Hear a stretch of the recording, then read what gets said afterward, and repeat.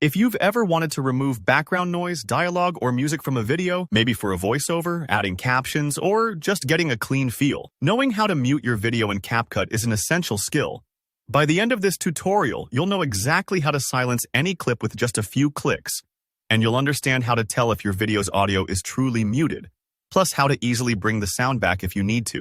Let's jump in. First things first, go ahead and open your project in CapCut and make sure the video you want to mute is loaded on your timeline. If you're new to CapCut, the timeline is that horizontal area at the bottom of your screen.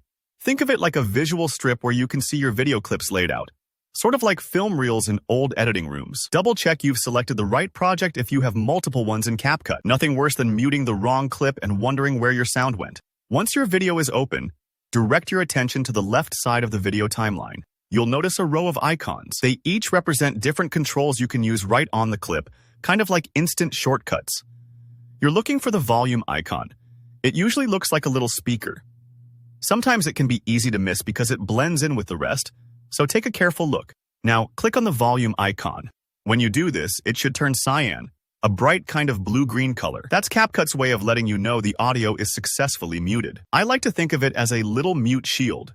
Once it turns cyan, nothing will play from that track. This is especially helpful if you're in a noisy environment or if there's distracting audio you don't want. If you're not quite sure whether the mute function has worked, here's a quick tip. Hit the play button on your preview window and watch your video. If you see your clip moving but don't hear anything, congrats. The audio is off, just as it should be. If you still hear something, double check that you clicked that volume icon precisely for the clip you wanted. Sometimes, especially with multi-track projects, you might need to mute more than one clip. Don't worry if it doesn't happen instantly. CapCut's response time can lag a second or two, especially on slower devices. Now, here's the great part. Toggling the audio back on is just as simple. Just click the volume icon again, and it'll go back to its default color, no longer cyan, which means the sound is restored. This is perfect if you realize, wait, I actually need that music there, or if you're testing out different versions of your edit. It's like having an on-off switch for your audio, and you can flip it as much as you need while you work. And that's really all there is to it.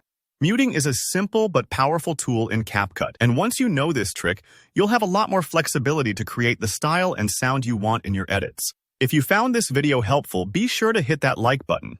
It really helps out the channel. If you have any questions, maybe something didn't quite work, or you're curious about other editing tips, drop a comment below and I'll do my best to help you out. And of course, don't forget to subscribe for more easy, practical tutorials on CapCut and beyond. Thanks for watching and happy editing.